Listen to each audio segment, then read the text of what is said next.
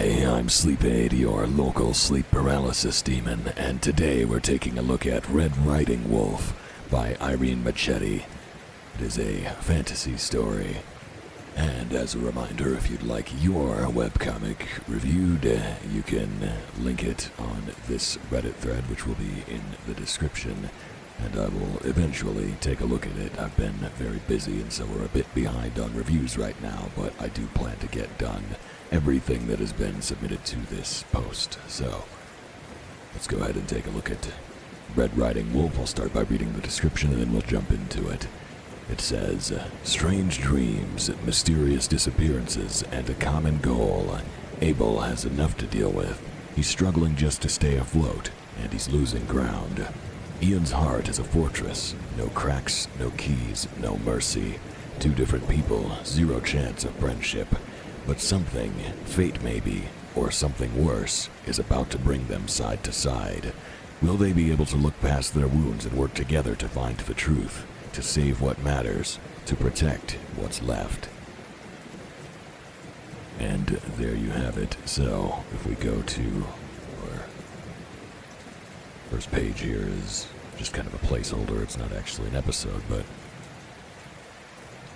we can go ahead and dive into this. So the first thing that stood out to me with this webtoon is that the art style is pretty nice. I like the use of colors. There are some very good-looking panels out of context, and the backgrounds, especially when they are drawn, really stand out. Very good stuff. Visually, it's quite nice to look at most of the time, although immediately what kind of struck me is that some of the dialogue is a little bit clunky, and I feel a bit underinformed, and so we're trying to do kind of immersive storytelling, establishing concepts with expository dialogue, just hinting at kind of who the characters are, what their relationships are to each other, but I feel like, unfortunately, in this case, it doesn't quite give us enough information, and so right off the bat, it's a little bit hard to grasp what the story is actually about. So we start off following Ian and his younger sister, who seems adoptive in some way. We don't really get much of an explanation on that, and he is at odds with his mother, who isn't happy with his spending and general responsibility, and that's about it. We then are shortly thereafter introduced to our second lead, Abel, who just happens to live in the area that Ian is moving into. But yeah, the thing that really struck me with this story was, right off the bat, I don't really know what it's about. And at first I thought we were kind of doing a cold opening, just slowly easing the reader into things, showing our situation, setting up our characters, our settings. But that all kind of gets thrown out the window really quickly when everything pauses and our main characters are dragged into a weird alternate dimension, which I don't really understand at all, and also the characters don't understand it either. So again, we're kind of being shown what they're being shown, but it does feel a little bit, as a reader, that it's a bit too confusing. I don't feel like I really have any idea of what's going on, but I am getting ahead of us a little bit, because the first few episodes are spent, again, introducing our main characters, and we meet Abel in the context of him talking to a friend about a breakup and recent struggles dealing with that, which is when the big freeze happens. And it's all just very sudden. It's really a story that kind of throws you right into events, and it feels like it's going to slowly set up the characters, but then it immediately picks up the pace to a point where it's almost too fast, to where it's impossible to follow, but then the pace slows down again to a point where it feels like we aren't really making much progress. And so I would definitely say that the greatest problem that I had with this comic was the pacing, because it's done in such a way that it feels like we dwell a little bit too much on the smaller moments without really getting much time to understand the larger things that are happening. And so after, let's see, how many episodes? There are 14 uploads. The first one isn't an actual episode, so 13 episodes of this. I still don't feel like I know what the story is actually about, because even though things do happen in those first 13 episodes, we aren't given any explanation as to what those things are, what they mean, or how they're even connected to our main characters. And so it just comes off as very, very confusing. And so the general sequence of events is that Ian and his sister, Mimi, move into this new house. Abel is one of the people that lives nearby, and while cooking dinner, Ian notices that Mimi disappears.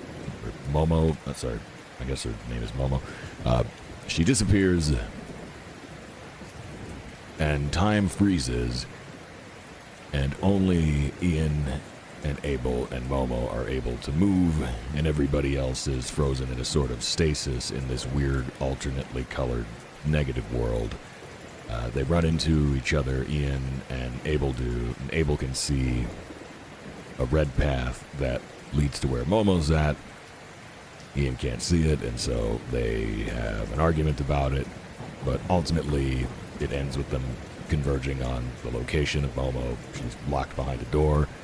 They manage to open a door, only to be sent back to the regular world, but without Momo. And so that is essentially everything that happens, but like I said, it's just very confusing because I'm not really sure what the story is actually about. We don't really get any build-up to this weird extra-dimensional thing that's going on, or these weird visions that our characters are seeing, or why this is happening to Momo, or even who Momo is, what connection she has to this, what connection she has to Ian. And yeah, the best word to describe it is definitely confusing. I walked away from it not really understanding anything about what the story was trying to do. I can't even really tell, like, what type of story it wants to be, what genre it's going for, what theme it's going for. It was very hard to grasp anything because the way it's presented, it just doesn't really feel like it's giving enough information about the actual story itself. And so, in a case like that, the only thing to really latch onto are the characters. And I would say the characters are reasonably well portrayed. We get a little bit of insight into Abel with the beginning conversation on the park bench about his relationship struggles and general depression and difficulty dealing with that. And then we get a little bit of information on Ian's character with his overprotective nature and his tendency to be abrasive as an extension of being overprotective and whatnot. So we have kind of an idea of who our lead characters are, and that's good because this definitely seems like it's going to be more of a character-driven story. It's just a little bit hard to get invested in the relationship that these characters have because it's so hard to tell what's going on in the world of the story. And so, like I said at the beginning, I think it does a pretty good job with the presentation. I like the use of colors. The style is very nice. The art is generally fine to look at, but the storytelling is done in such a way that it makes it very difficult to follow. There is one thing, though, about the visual side of it that I did want to point out, which is that some of the panel blocking at times can make it confusing what's going on. So especially in this alternate dimension, there are a lot of moments like this where we cut from a close-up of an eye to an outstretched hand to the reverse shot of that hand. Now Abel's on the ground, and we're to assume that Ian just pushed him, but because it's shown in a series of kind of awkward, disconnected close-ups, it doesn't really feel like a flowing scene, and that makes it a little bit harder to follow. And now we cut to Ian, he's already facing the other direction, he's walking away already, and so there's a lack of fluidity in this, and this is something that happens in a few different episodes. It's not a problem in every episode, but it definitely happens sometimes where there just isn't enough of a connective bridge between the panels to really follow what's happening. And, moments like this, especially in a character-driven story, are very important. And so, even just, this panel here, we see Ian, he looks back, looks down, looks away, and so his expression, his mannerisms are kind of informing more about his personality, but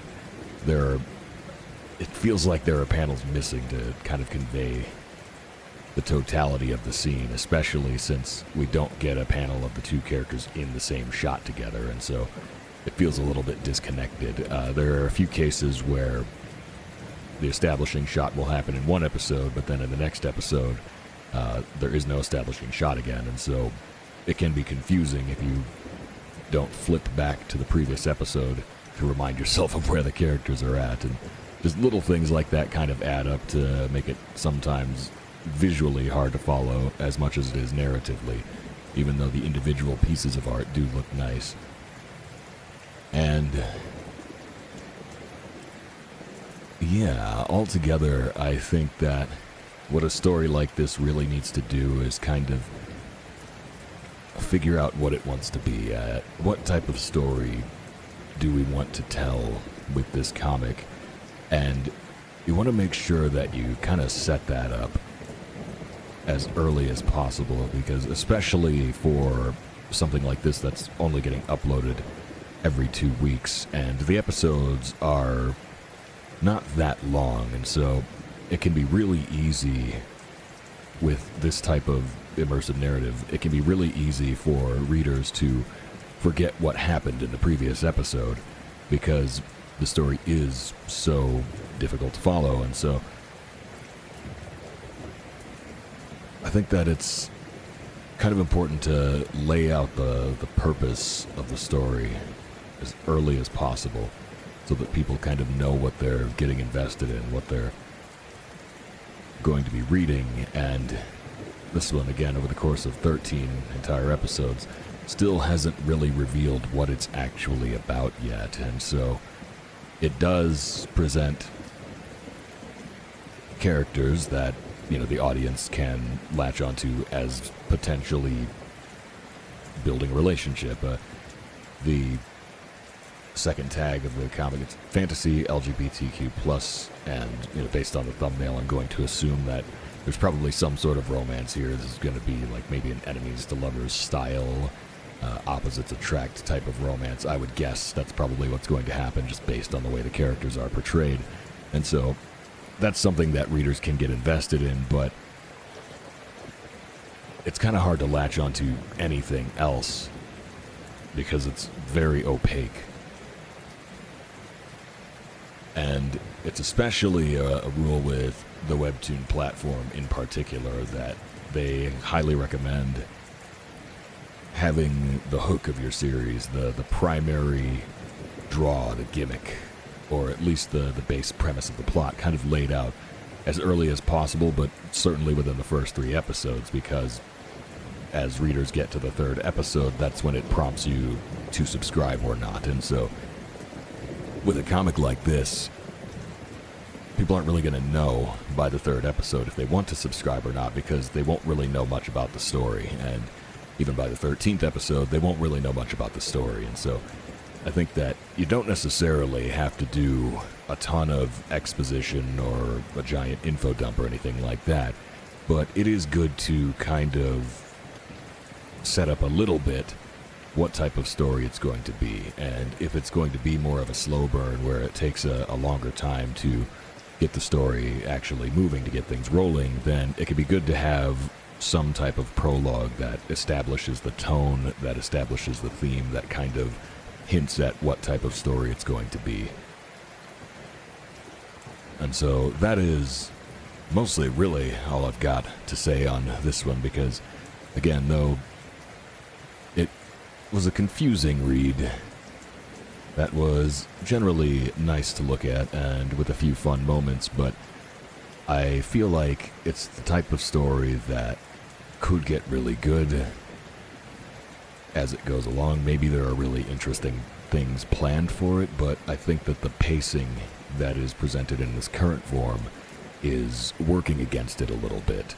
It's taking a little bit too long to explain what it's actually about, and so it's the type of story that I would need to see a lot more of it before I can really tell if I like it or not, because, well, as I've said so many times, I'm not really sure what it's about.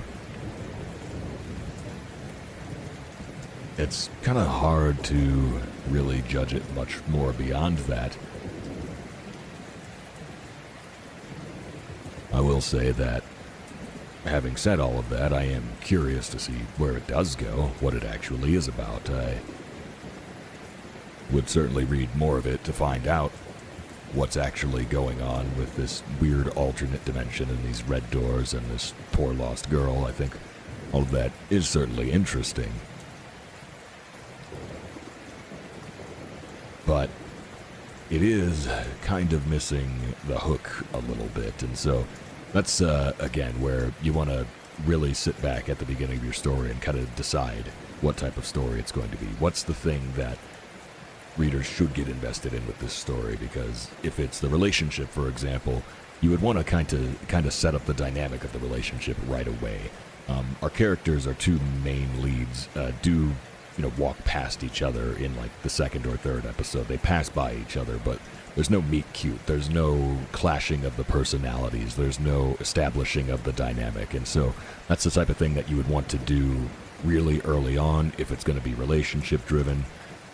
If it's going to be story driven, then we would want to have more of an establishment of what type of story it is. Maybe like a character's inner monologue could hint at that. There's dream sequence at the beginning of a character falling and having their heart pulled out by monsters. Maybe just a little bit of inner monologue to kind of explain what that means. Is this a type of dream that this character gets often?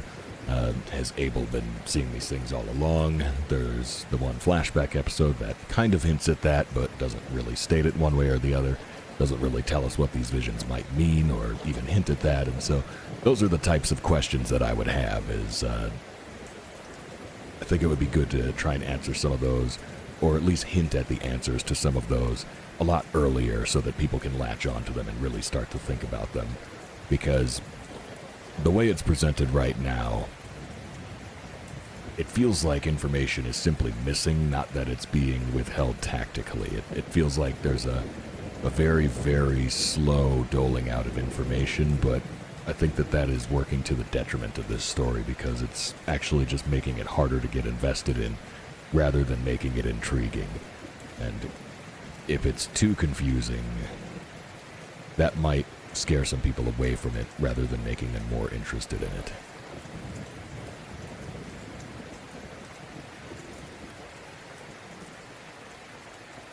So yeah, like I said, I think the strengths of this one are definitely in the visuals and the potential for the character dynamics and things like that.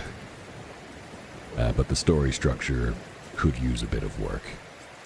And I feel like I've essentially said all there is to say. I did enjoy reading it. Again, it's only about 13 episodes, so it's not a very long read right now. I hope that as it gets longer, I'll start to understand it better, but I look forward to finding that out. Anyways, that will be all for now, and I will see you in your nightmares.